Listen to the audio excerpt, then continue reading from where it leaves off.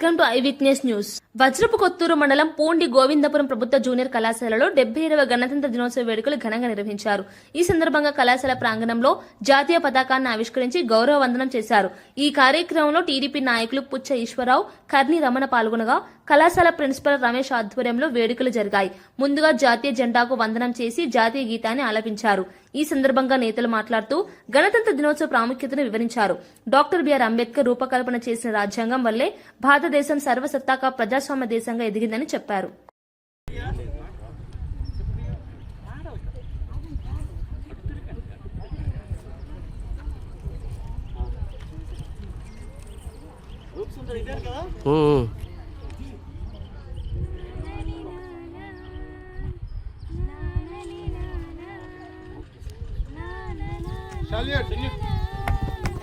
भारत माता की जय, भारत माता की जय, भारत माता की जय.